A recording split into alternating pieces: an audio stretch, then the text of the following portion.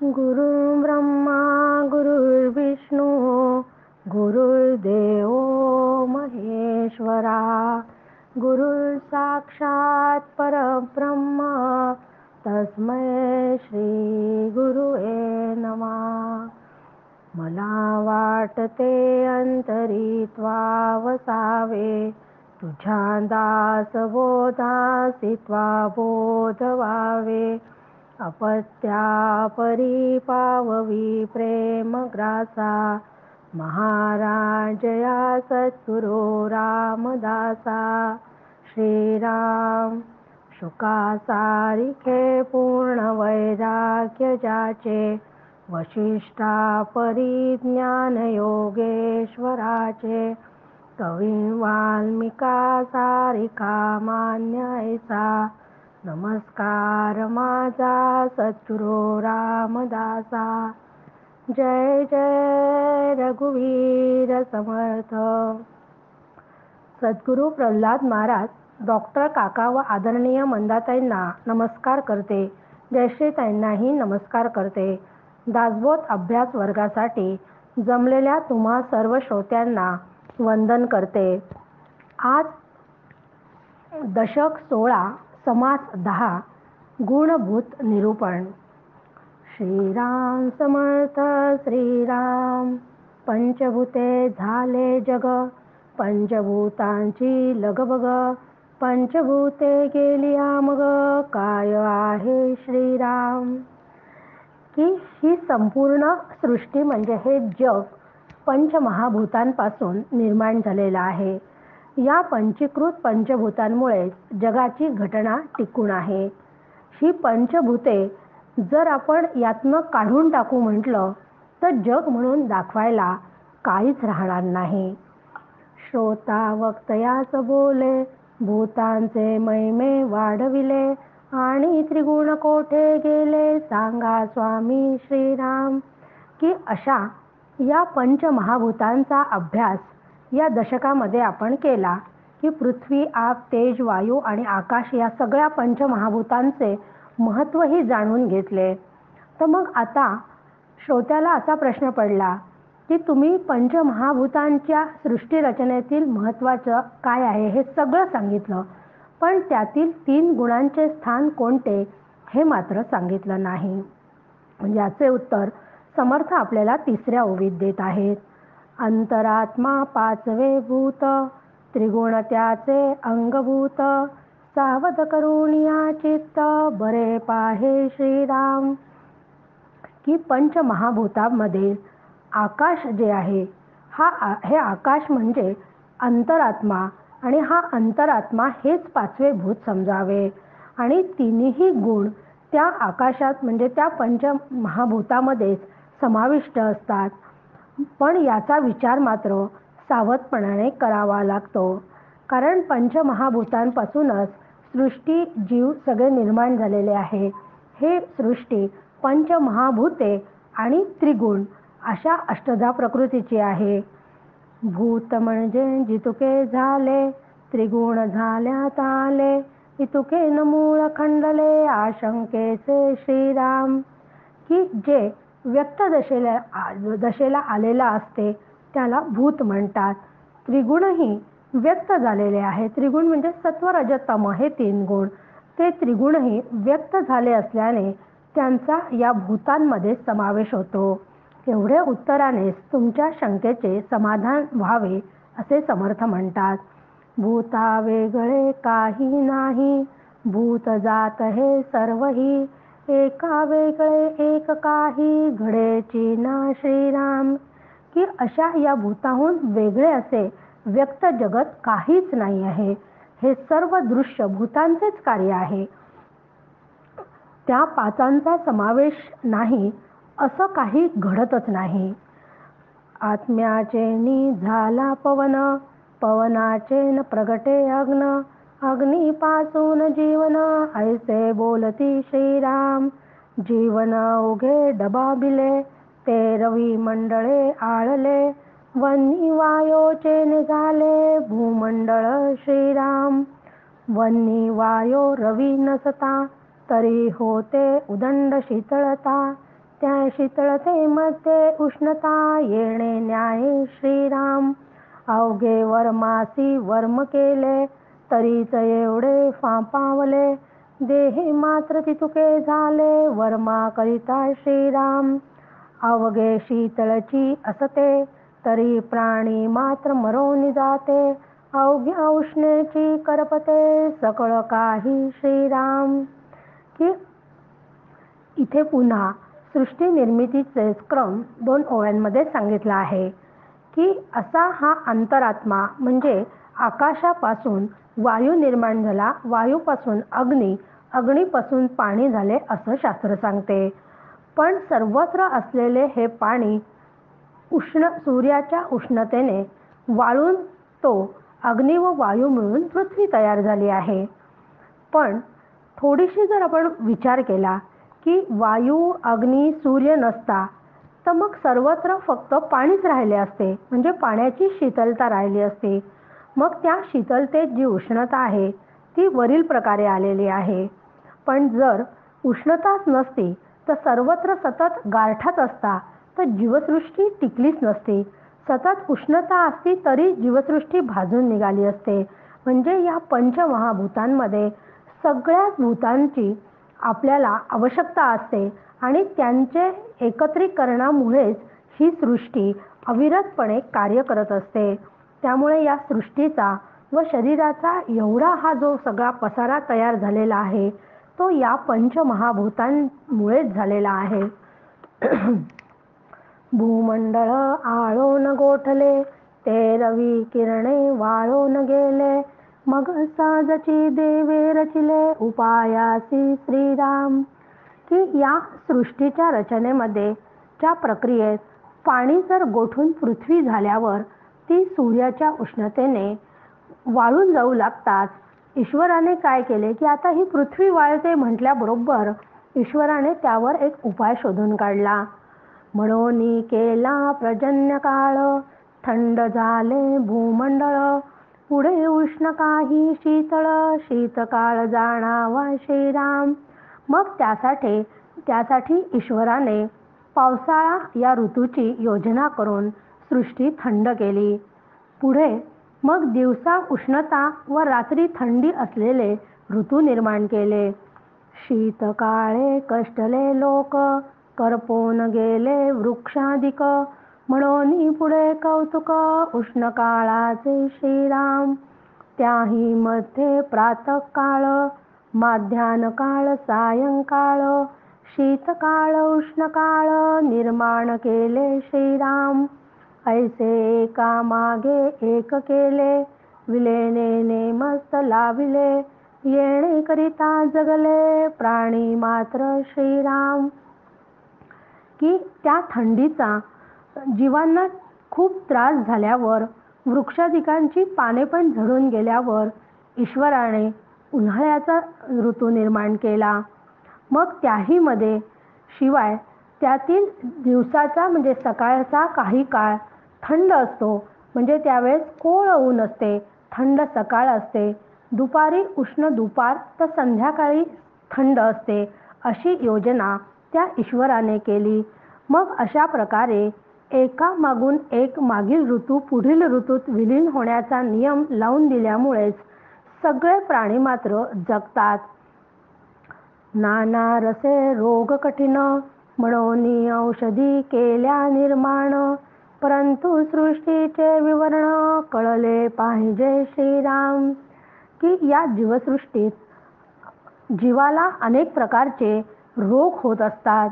मग हे रोग झाल्यानंतर त्यावर औषध तर पाहिजेच ना, की रोग बरे झाले पाहिजे म्हणून मग हे रोग बरे व्हावे म्हणून नाना रसांच्या औषधी त्या ईश्वराने निर्माण केल्या. हे असे सगळे सृष्टीचे स्वरूप आपण लक्षात घेतले पाहिजे. देहे मूळ रक्तरेत त्या पांचे होती दात.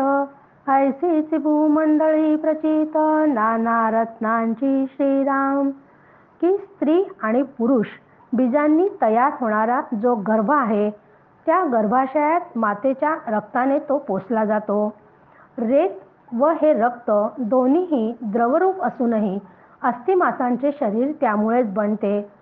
त्या द्रवातून दातांसारखे कठीण म्हणजे हाडं यासारखे कठीण अवयव तयार होतात. तसेच द्रवरूप पृथ्वीपासून याच प्रकारे अनेक प्रकारची कठीण रत्ने बनतात हे स्पष्ट दिसते. सकळासी मूळ जीवन बांधा, जीवने चाले सकळ धंदा. जीवने विण हरी गोविंदा, प्राणी कैसे श्रीराम. जीवनाचे मुक्ता फळ, शुक्रासारिखे सुढाळ. हिरे माणिके इंद्रनीळ, ते जळे झाले श्रीराम. की पुन्हा एकदा इथे पाण्याचे महत्त्व या 2 ओव्यांमध्ये समर्थांनी सांगितले आहे की जीवन म्हणजे पाणी. सगळ्या या जडजीवात्मक सृष्टीला पाणी हा फार मोठा आधार आहे. त्या पाण्याशिवाय प्राणी जगू शकत नाही. या पाण्यांमुळेच मोती, शुक्रताऱ्यासारखे तेजस्वी हिरे, माणके, इंद्रनील मणी हे सगळे या पाण्यांपासूनच तयार होतात. महिमा कोणाचा सांगावा, झाला कर्दमुची आघवा. वेगळू निवडावा, कोण्या प्रकारे श्रीराम. परंतु बोलिले काही एक, मनास कळावया विवेक. जनामध्ये तार्किक लोक, समजती आघवे श्रीराम. खरे तर या पंचमहाभूतांपैकी अधिक महत्त्व म्हणून कोणाचं सांगावं, कारण प्रत्येक महाभूतच अत्यंत महत्त्वाचे आहे आणि आपण त्याचा आता सविस्तर अभ्यास केला आहे. कारण ही पंचमहाभूते जेव्हा कार्य करतात तेव्हा ती सगळे एकमेकांमध्ये मिसळलेली असतात आणि ते परस्परात इतकी मिसळलेली असतात की त्यांना वेगळे करणे कदापि शक्य नाही. परंतु काहीसा अंदाज घेऊन त्याचा निवाडा करता यावा म्हणून थोडेसे वर्णन केले. कारण लोकातील बुद्धिमंतांना सर्वच लक्षात येते. अवघे समजले हे घडेना, शास्त्रांशी पडेना. अनुमाने निश्चय होईना, काही एक श्रीराम. की मानवी बुद्धीला या सर्वांचे आकलन होणे शक्य नाही. संबंधित शास्त्र सुद्धा एका वाक्यात ते नसते. कारण केवळ तर्कानेच कशाचा आपण निश्चय करू म्हटलं तर ते पूर्ण होत नाही. अशा या सृष्टी रचनाचा भगवंताच्या गुणांचा अंत पारच लागत नाही. म्हणून नेती म्हणून शास्त्रसुद्धा थांबले. शेषाला त्याच्या 1000 जिभांनीही त्याचे वर्णन करता आले नाही. भगवंतामुळेच वेदांच्या विधींचे सार्थक होते. म्हणूनच 23व्या ओवीत समर्थांनी म्हटलं, अगाध गुण भगवंताचे, शेष वर्णू न शके वाचे. वेद विधी तेही काचे, दवे विण श्रीराम. आत्मा राम सकळा पाळी, अवघे त्रैलोक्य सांभाळी. तया एके बिन धुळी, होय सर्वत्रांसी श्रीराम. जेथे आत्मा राम नाही, तेथे उरो न शके काही. त्रैलोकींचे प्राणी सर्वही, प्रेतरूपी श्रीराम. ही अशी ही सृष्टी त्या भगवंतानी निर्माण केली आहे. त्या भगवंताच्या गुणांचा अंत पार लागत नाही. हा भगवंतच सृष्टी रूपाने सगळीकडे नटलेला आहे. म्हणजे या संपूर्ण सृष्टीमध्ये तोच भरलेला आहे. म्हणून हा आत्मरूप ईश्वर संपूर्ण त्रैलोक्यात वास करतो व त्यातील त्या सृष्टीमधील सगळ्यांना सांभाळही तोच करतो. त्याच्या वाचून सर्व काही निरर्थक आहे. नाहीतर सगळे बेबंद होऊन जाईल तो नसेल तर.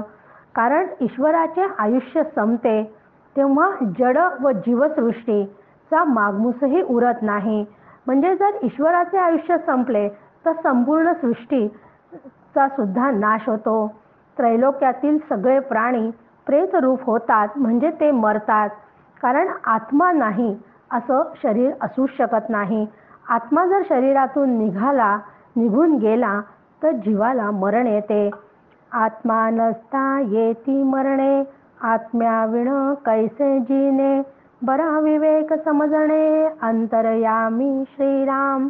समजणे जे विवेकाचे, तेही आत्म्या वीण कैसे, कोणी एके जगदीशाचे, भजन करावे श्रीराम. की हा जीवात्मा आहे तोपर्यंतच चैतन्य आहे, तोपर्यंतच जीव जिवंत राहू शकतो. त्या शरीरातील हा आत्मा म्हणजे जीवात्मा निघून गेला की त्याला मरण येते. म्हणजे या आत्म्यापासून जिवंतपणा संभवतच नाही. पण हा विवेक मनात समजून घ्यावा लागतो. पण हा विवेकही समजण्यासाठी या आत्म्याची आवश्यकता पडते. कारण देहाच्या सर्व क्रिया म्हणजे चालणे, बोलणे, ऐकणे, खाणे, पिणे, जिभेने चव घेणे, सगळ्या ज्या काही क्रिया सुरू असतात, जोपर्यंत सुरू असतात, जोपर्यंत सुरू राहतात की जीवात्मा आहे तोपर्यंत. पण एकदा हा जीवात्मा या शरीरातून निघून गेला की त्या शरीराला मढे म्हणतात. असा आत्मा विवेकाने मनात समजून घ्यावा. परंतु विवेकाने समजणे ही क्रिया देखील तर आत्म्याच्याच सत्तेवर अवलंबून आहे ना. म्हणून आत्मा नसेल तर विवेक कसा करता येईल. म्हणून प्रत्येकाने आत्मरूप अशा त्या जगदीशरूप आत्म्याची उपासना करावी. उपासना प्रगट झाली तरी हे विचारणा कळली, या कारणे पाहिजे केली विचारणा देवाची श्रीराम. की म्हणून अशी प्रत्यक्ष उपासना झाली तरच हा विचार समजू शकतो. म्हणून उपास्य देवाचे ज्ञान समजवून घ्यावे. उपास्य देवाचे ज्ञान समजण्यासाठी संत सद्गुरूंजवळ जावे. त्यांना हे सगळ्या काय आहे हे शास्त्र, खरा देव कोण आहे, मी कोण आहे, हे सगळं त्याच्याकडून समजून घ्यावे आणि त्यांनी सांगितलेली उपासना मनापासून करावी. कारण उपासनेचा मोठा आश्रय, उपासने विण निराश्रय, उदंड केले तरी जय, प्राप्त नाही श्रीराम. कारण आपल्याला माहिती आहे की मागच्याच समासामध्ये आपण सगुण आणि निर्गुणाचा विचार केला तेव्हा निर्गुण ब्रह्माची उपासना करता येत नाही. म्हणून निर्गुण ब्रह्माच्या अनुसंधानात राहणे अशक्य आहे. मग या न त्या आधाराची साधकाला फार आवश्यकता असते. कारण म्हणून साधकाने ओंकार सोहम सारखी साधना, सगुण ध्यान इत्यादी उपासनांचा आधार त्याला घ्यावाच लागतो. मग हा आश्रय न घेता केवळ यज्ञ, अनुष्ठाने, तपे, पारायणेच जर करत राहिलो, ते असे कितीही पारायणे केले तरी, कितीही प्रयत्न केले तरी त्याने मोक्ष लाभ होणार नाही. त्यासाठी ओंकार सोहम साधना अत्यंत महत्त्वाची आहे. म्हणूनच समर्थ सांगतात की नातुडे मुख्य परमात्मा म्हणूनही करावी लागे प्रतिमा. की मुख्य परमात्मा समजण्यासाठी आधी प्रतिमा पूजेपासूनच सुरुवात करावी लागते. हा विचार अत्यंत महत्त्वाचा आहे. असे असतानाही मला मात्र माझ्या जीवनाचा आधार माझा देह, व्यवहारातील यश, कीर्ती, धनसंपत्ती, घरदार, माझे कुटुंबीय, मुले, पती हेच सगळे आमचे आधार आहेत. याच्याच आश्रयावर आपण जीवन चालू आहे असे आपल्याला वाटते. उपासनाचा आश्रय आपण नाममात्रच घेतो. व्यवहारासाठी वरचे आधार लागतातही हो, पण त्याच्याशिवाय होणार नाही हे पण खरे आहे. पण मला माझा खरा आधार भगवंत आहे असे कधी माझ्या लक्षातच येत नाही. याला एकच कारण आहे, म्हणजे हा देह सर्वात मोठा आधार मला वाटतो. कारण या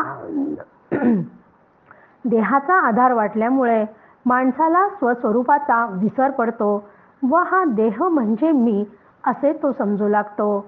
देह मी समजल्यामुळे देहाभिमान जागृत होतो. हा देह माझा आहे, शरीर माझे आहे असे करता करता देहासक्ती इतकी वाढते की माझे माझे करता करता मीच देह, मीच शरीर आहे असे मी स्वतःला समजायला लागते. परंतु खरंच मी देह, मी शरीर समजते हा आश्रय खरा आहे का हो? तुमचा आमचा तर अनुभव आहे की शरीर नाशवंत आहे. वेळ आल्यानंतर तुमची इच्छा असो वा नसो हे शरीर एक दिवस जाणारच आहे. केव्हा जाणार हे देखील मला माहीत नाही. मग अशा अनित्य अशाश्वत नष्ट होणारा आश्रय काय कामाचा आहे?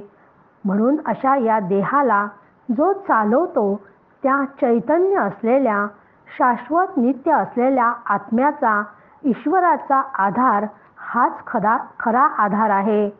म्हणून मी म्हणजे देह नसून तो देह चालविणारा चैतन्य स्वरूप असा आत्मा मी आहे हे लक्षात घ्यायला हवे. त्यासाठी मात्र उपासना करणे अत्यंत आवश्यक आहे. म्हणून समर्थ सांगतात, उपासनेला दृढ चालवावे.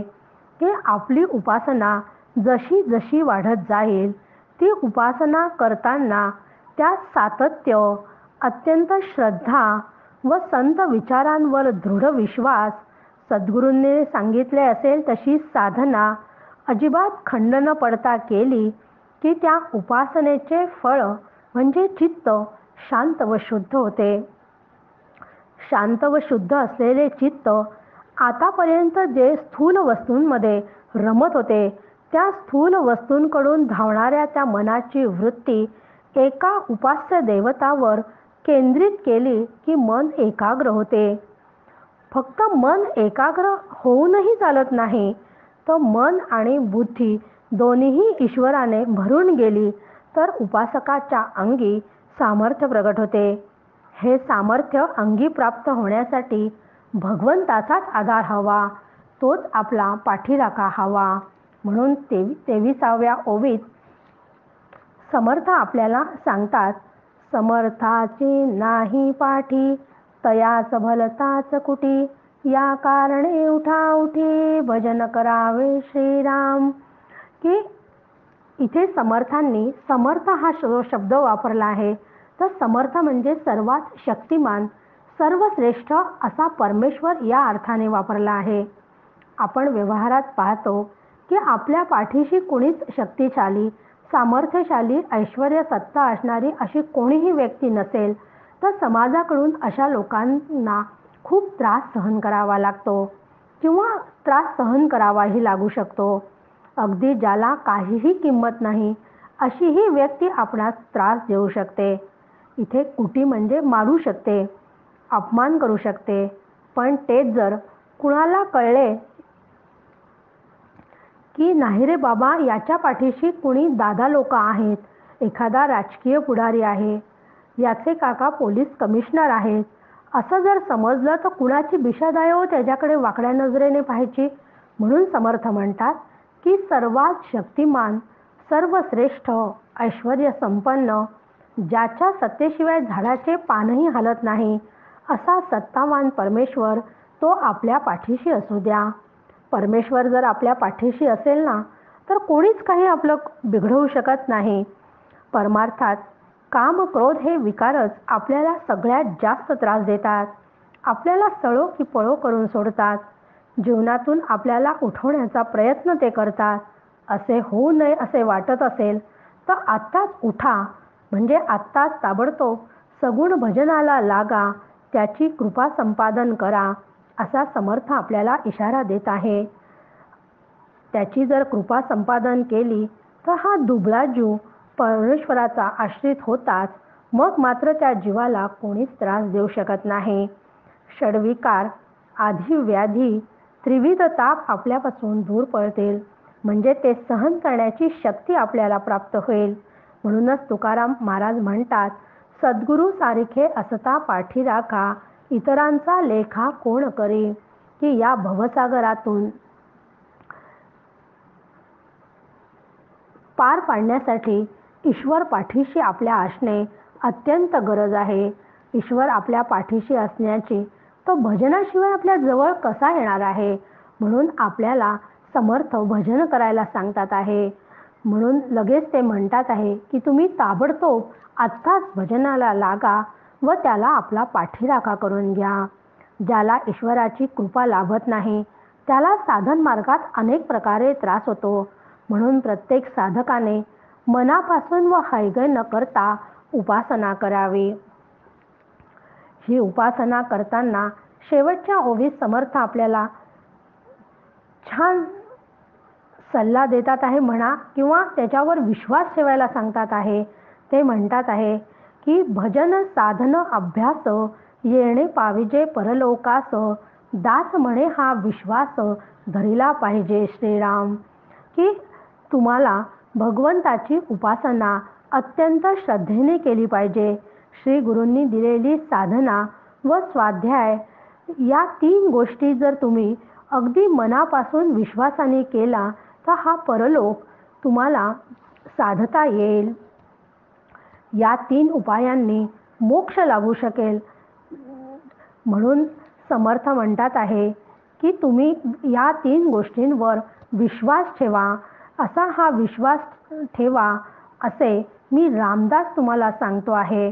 मग समर्थांच्या या तिन्ही सांगितलेल्या गोष्टींवर आपणही मनापासून विश्वास ठेवूया आणि आपली उपासना मोक्षापर्यंत नेण्याचा प्रयत्न करूयात. जय जय रघुवीर समर्थ.